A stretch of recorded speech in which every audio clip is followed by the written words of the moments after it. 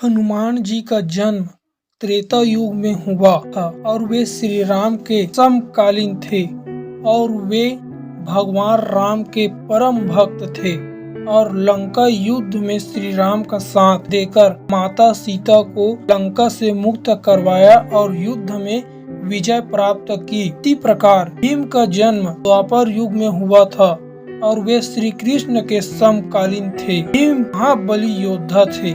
महाभारत के 5 पांडव में भीम सबसे अधिक शक्तिशाली और बलवान थे। उनमें 100 हाथियों का बल और उस समय का संपूर्ण पृथ्वी पर उनके सामना शक्तिशाली कोई दूसरा नहीं थे।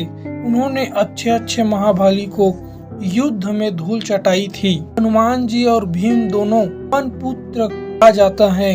हनुमान जी को अमरत्व का बलिदान मिला है, इसलिए जब तक धरती रहेगी हनुमान जी साक्षात इस धरती पर रहेंगे और लोगों के कष्टों को दूर करते रहेंगे। महाभारत में एक ऐसा रोचक प्रसंग आता है जब अलग अलग युगों में 2 महान योद्धा हनुमान जी और भीम का सामना होता है। बात महाभारत काल की है। पांडव को 14 वर्ष का वनवास और 1 वर्ष का अज्ञात वनवास मिला था। इस दौरान एक बार पांडव किसी वन में रुके हुए थे। उस वन में एक सरोवर था। उस सरोवर में सुगंधित कमल पुष्प लगे हुए थे जिनकी सुगंध चारों तरफ फैल रही थी। द्रौपदी को इन पुष्पों की सुगंध अपनी तरफ आकर्षित कर रही थी। द्रौपदी ने भीम को पुष्प कमल लाने के लिए कहा और भीम निकल गए सुगंधित पुष्प कमल की तलाश। तभी रास्ते में उन्हें एक बूढ़ा वानर मिला जो लेटा हुआ था और उनकी पूंछ रास्ते में फैली हुई थी।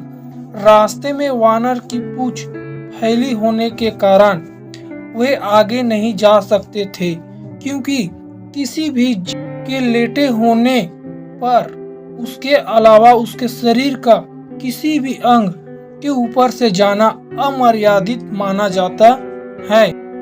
अपने रास्ते में वानर की पूंछ देखकर भीम ने वानर से अपनी पूंछ हटाने के लिए कहा। भीम की बात सुनकर वानर बोला, भाई मैं राम भक्त हूँ, राम जी की कृपा से यहाँ लेटा हुआ हूँ।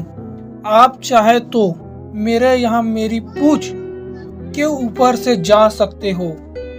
भीमसेन को यहाँ वानर की बात पसंद नहीं आई और उन्होंने गुस्से में वानर से अपनी पूंछ हटाने के लिए कहा।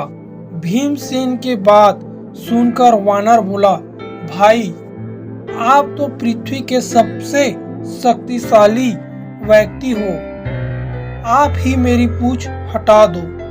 भीमसेन ने बार बार वानर से अपनी हटाने के लिए कहा और वानर ने भी बार बार यही उत्तर दिया। अंत में क्रोधित होकर भीम ने वानर की पूंछ को अपने एक हाथ से उठाने का प्रयास किया, परंतु वह वानर की पूंछ हिला भी नहीं सके। भीम ने फिर अपने दोनों हाथों से वानर की पूंछ को हटाने का प्रयास किया, परंतु वह वानर की पूंछ टस से मस नहीं कर सके।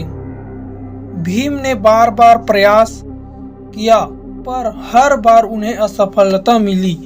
भीमसेन समझ गया यह कोई साधारण वानर नहीं है, अपितु कोई देव पुरुष है जो भीम की परीक्षा लेने रहे हैं। भीम ने दोनों हाथ जोड़कर अपनी गलती स्वीकार करते हुए वानर से उनका परिचय पूछा। वानर ने अपने परिचय श्री राम के सेवक के रूप में बताया। वानर की इतनी बात सुनकर भीमसेन समझ गया कि यह कोई और नहीं अपितु साक्षात हनुमान जी है। भीमसेन ने हनुमान जी को प्रणाम करते हुए कहा, क्षमा करें हनुमान जी, मैं अपनी शक्ति का झूठा अभिमान हो गया था। आपने मेरे अभिमान को तोड़ने के लिए यहाँ लीला रची है। कृपया आप मुझे अपने असली रूप में दर्शन दे। भीम की बात सुनकर हनुमान जी ने अपने असली रूप में आकर अपना विशाल रूप दिखाया। हनुमान जी ने भीम से कहा, हम दोनों ही पवन पुत्र हैं, इसलिए तुम मेरे छोटे भाई हो। यही कारण है कि मैं तुम्हें बार बार भाई कहकर संबोधित कर रहा था। इतना कहकर हनुमान जी ने हनुमान जी के गले लगकर भीम को लगा मानो उनके शरीर में आधा शक्ति का संचार हो गया हो। भीम ने हनुमान जी से आग्रह किया कि वह कौरव के साथ होने वाले युद्ध में पांडव का साथ दे। जिस पर हनुमान जी ने कहा, जिस युग में मैं हूँ यहाँ युग दूसरा था। मैंने श्री राम के लिए कई युद्ध किए थे, अब यहाँ युग दूसरा है। यहाँ मेरा युद्ध करना सही नहीं है, इसलिए मैं युद्ध में शामिल नहीं हो सकता, परंतु युद्ध में पांडव के रथ के ध्वजा पर मेरा वास होगा। इस प्रकार हनुमान जी महाभारत युद्ध में हमेशा श्री कृष्ण और अर्जुन के रथ की ध्वजा पर विराजमान रहे और अर्जुन की रथ की रक्षा की।